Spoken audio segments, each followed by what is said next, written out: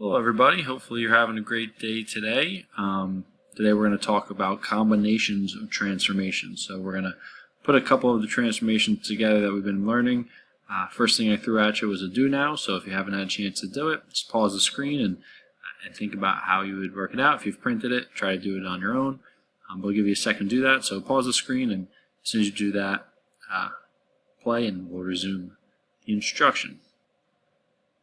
Okay, so hopefully you've done it at this point. So what we're going to do is we're going to connect the rule with the proper transformation. So we have xy going to negative y x. So what happened here is it looks like the y went in front of the x and became negative. So remember, with our rotations, it looks like the y went this way. So that would be a 90-degree rotation counterclockwise. So that's a rotation 90 degrees counterclockwise. That right there. Going there. Alright, this one here, xy becomes negative xy. So the x and y didn't switch places at all. All that happened was x became negative. So that is a reflection, and since it multiplied the x by -1, it's a reflection in the y-axis. So that here would be a reflection in the y-axis. And for this one here, xy, they didn't switch places, but they both became opposites. So since they both became opposites, but they did not switch places, that would be a rotation 180 degrees. A reflection in the x-axis would be if just the y value got multiplied by -1. They didn't switch places, it just became x and then the opposite of y. And a rotation 90 degrees clockwise, xy would have become y and then the opposite of x would have been second. Alright, so if you have any questions on that, again, please write it down in the 9.4 questions tab, because this is a continuation of 9.4. And if that's not good enough, please make sure that you email me and set up a Google Meet that we talk about it. But let's move on to the next example. Okay, for this example, they're saying triangle EFG is rotated 90 degrees clockwise and then translated 1 unit left and 3 units up. So this is a combination of transformations. There's more than one transformation occurring here. So they want to know what's the coordinates of the image. Remember, the word image is the shape after it's been transformed. So in this case, it has two transformations. So we'll look at it here. The first thing we'll look at is the rotation 90 degrees clockwise. So I've given you the coordinates here. What I'd like to do is graph them. I'm going to graph them just pausing it so you don't have to watch me painfully graph these. But you can do the same if you want. Just pause the screen, because in a second the shape will pop up. Okay, so I've graphed the original image here, and now we're going to do the first step, which is rotate it 90 degrees clockwise. So remember, the rule for 90 degrees clockwise is xy becomes y and then the opposite of x. So whatever x is, the opposite of that goes in the y position, and whatever y is goes into the x position. So our next movement, which would be E prime, so we're going to move this way, right, 90 degrees clockwise, so it's going to the right. So we're going to have 2, and then the opposite of -3, which is +3. And then for F prime, it's going to become 2. So that's my y value, and then the opposite of x, which is -3. And then G prime will be the opposite, or y, which is -5, and then the opposite of x, which is just going to be 0. That stays the same. All right. So if you want to graph these on yours, if you're able to print it out, do that. Or if you have graph paper, write that down. Pause the screen. I'm going to do it with a paused again, so you don't have to watch me graph it. So the image will pop up shortly.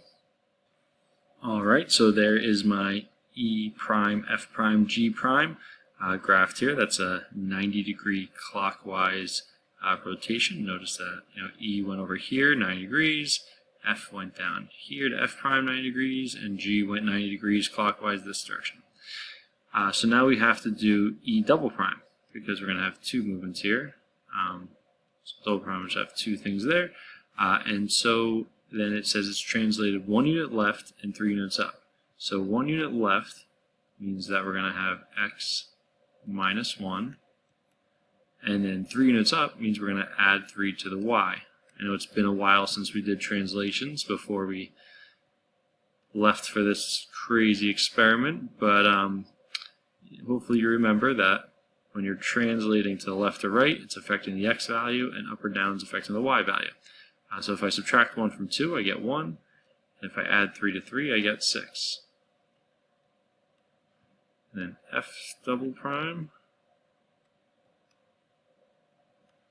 If I subtract 1 from 2, I get 1. If I add 3 to negative 3, I get 0. And g double prime. If I subtract 1, I get negative 6. And if I add 3 to 0, I get 3. So these are the coordinates of the final image. I'm going to graph it here for you, so if you want to do it your own, you can pause it and then see where it winds up. And now that's my final image, E double prime, F double prime, and G double prime. Sometimes, depending on the problem, they might just say that the original is EFG and the final is E prime, F prime, G prime. They might not have the double prime there, depending on what format the question is being asked of you. If you forgot about the whole subtracting 1 from x and adding 3 to y, you could have just graphed it and then moved it 1 left and then 3 up and saw where the point is that it gives you. So that is one way of doing this combination of transformations. We have one more example to do, and don't forget, if you have any questions, you could please put them on the Google Doc that's attached to Google Classroom. Alright, now here we have a rectangle, ABCD. It's reflected in the x-axis and then rotated 90 degrees counterclockwise. So what are the coordinates of the image? So the first one we're going to have is a reflection in the x-axis. So remember, if you're reflecting in the x-axis, it becomes x and then the opposite of y. So A prime, x is going to stay exactly the same, and it's going to be the opposite of y. For B prime, x is going to stay the same, and we're going to get the opposite of y.